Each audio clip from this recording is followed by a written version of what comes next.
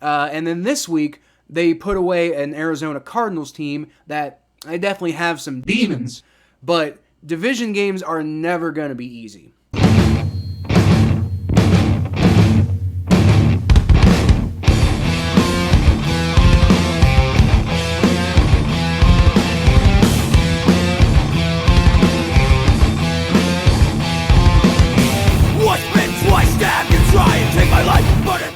Welcome to the jungle, everyone. I'm Kyle Phelps, and the NFL is weird.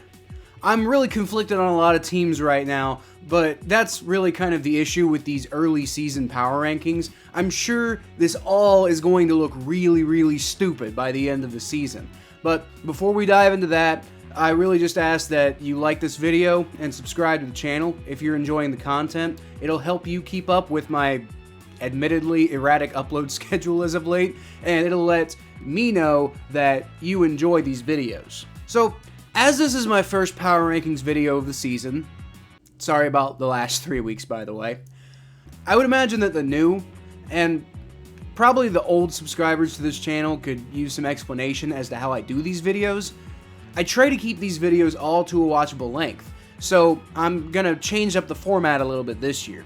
I'm still going to rank all the teams, and we'll talk a little bit about the order of the lower end teams at the beginning of this video, and then at the end of the video, I'll kind of, show a picture of, how the whole thing kind of ended up being. But I want to focus more on the top 14 teams this year, and that's mainly because there's 14 teams that make the playoffs, so quite honestly, the top 14 teams are probably the way more interesting teams. That way we don't have to spend too much time breaking down how much of an advantage Davis Mills' neck might potentially give the Texans a chance to win a game and actually get their shit together. Alright, so here's the first three categories. Some of the highlights here include the Steelers, who handed Mitch Trubisky $14 million only for their fans to scream, "Kenny Pickett," when the Steelers' offense just looked anemic. There's also the Raiders, being the only 0-3 team in the NFL right now, but I think that they might look a little bit better than their record indicates. They just need to finish games, and I remember a certain team that I root for who was kind of like that fairly recently. Few things go right here and there, and the team that made the playoffs against all odds last season could be the team that breaks the 0-3 curse this year. And by the way, please don't kill me for putting the Broncos in the bad category. I know they're 2-1, but honestly, they look awful right now. I fully expect Russell Wilson to eventually get it figured out there, but it honestly might not be this year. Or if it is, it's going to be way down the line when the season's kind of over and then he kind of gets things going and you feel better about next season. Alright, so now we can finally start having some fun.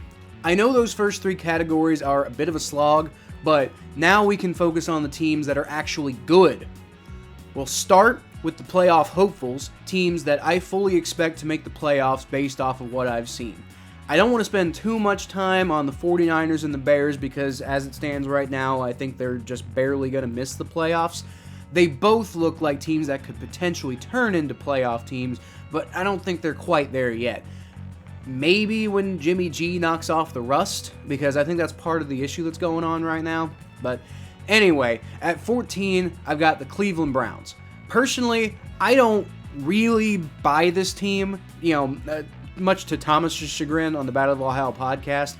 I don't really buy them because their defense is pretty suspect. They really should have lost that Jets game in week 2. Jacoby Brissett has been much better than expected, but honestly, how long does that last? I mean, if he was a great quarterback, he would have a starting job already. At 13, I've got the Dallas Cowboys. Under no circumstances should they be doing this well with Cooper Rush. But they're winning, and that's what matters. Micah Parsons is also playing extremely well, and that definitely doesn't hurt either. At 12, I've got the Tennessee Titans. Alright, listen. Derrick Henry still exists, and that is a problem for the rest of the NFL. When he's going, the Titans really have a chance. The problem for the Titans is that Ryan Tannehill also still exists, which is why they took this long to get their first win of the season. But I'm still kind of hesitant to buy into this team right now. Same could be said about my number 11 team and my Cincinnati Bengals. They looked like the 2021 versions of themselves last week as they beat the hell out of Joe Flacco's Jets. And boy, do they own Joe Flacco over the years. They really should be 2-1 right now, were it not for long snapping issues in week 1. So I think that this team is still a good team and they're starting to get some momentum, but they haven't fully shown it yet. So I need them to show a little bit more before I can put them back amongst the contenders. Speaking of which, let's talk about those contenders. At number 10, I've got the Minnesota Vikings. And at the moment, they look like a solid wild card team to me. Monday Night Football went terrible for them, but honestly, what else is new when it comes to Kirk Cousins? They got the job done against a halfway decent Lions team, and they're currently leading the division to an impressive Week 1 victory over the Packers. Winning the division isn't out of the question for them, especially because they're in the lead right now. Although, I also wouldn't necessarily put money on it because it is the Vikings, and they kind of have a history of blowing it. Number 9... No, wait, hold on, this can't be right. The Jacksonville Jaguars? What? Alright, it's true. Doug Peterson was exactly what this team needed. Travis Etienne's struggles aside, this team looks legit after dismantling the Chargers this week. Right now, they've got to be the favorite in a very weak-looking AFC South.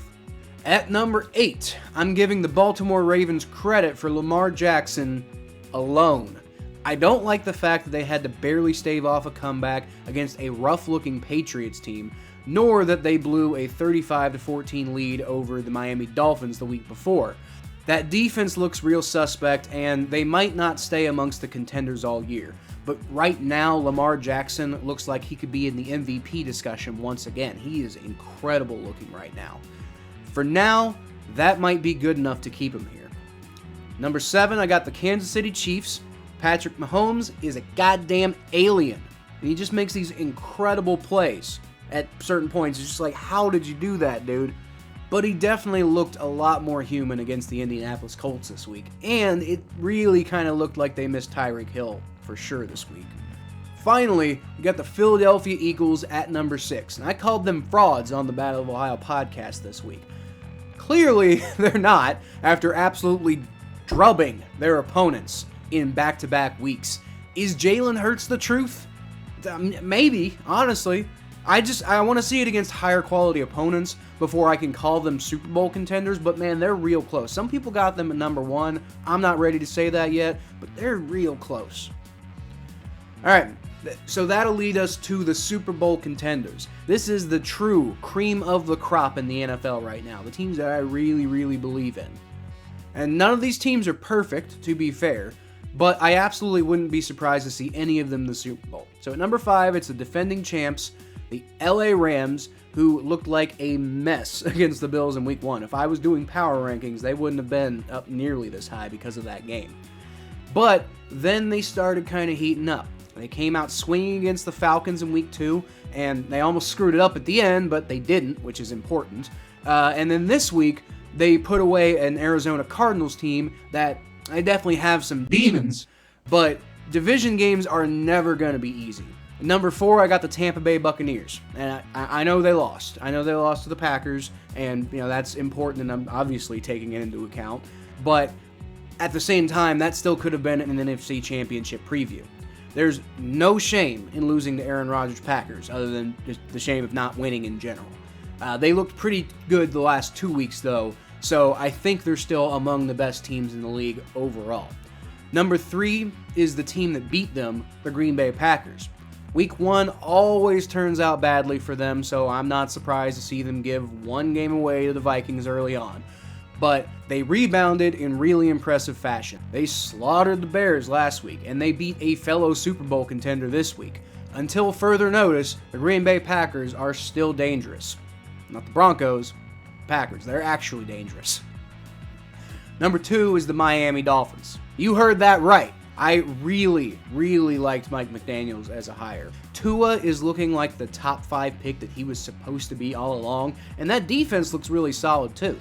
They're 3-0 right now for a reason, and they've got a tough matchup against a Bengals team that's starting to feel themselves a little bit, and, it's on a short week on the road. That could, that could tell you right there who the Miami Dolphins are. If they don't win, even then, it's just like, the Dolphins are still obviously a playoff team the way they're playing. Finally, I'm probably going to take a lot of flack for this one, but I still feel that the best team in the NFL is the Buffalo Bills.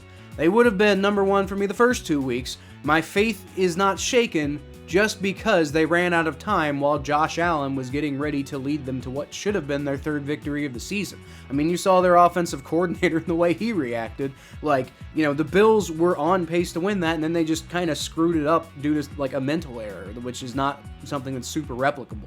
The way they absolutely beat the hell out of the Rams and the Titans the first 2 weeks only solidifies that thought for me.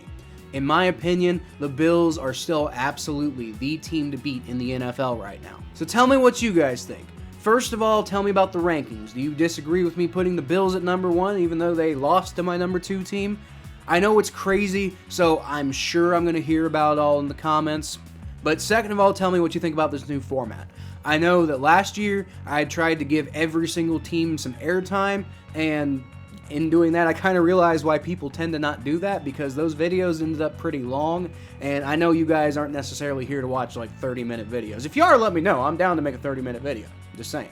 But in general, it seems like the 10, at most like 12 or 13-minute videos tend to do the best, so I'm trying to kind of reformat it like that. But let me know what you guys think, and obviously, the best comments I'm going to put in my next video like I always do. Until then, though, you can always find me at KylePhelps92 on Twitter, Facebook.com/ThePhelps, my Bengals coverage at ATBNetwork.com/Cincinnati Bengals, the Battle of Ohio podcast on YouTube, Spotify, and Apple Podcasts, and right here if you subscribe. But that's it for this week, everyone. I'll leave y'all, as always, with a hootie!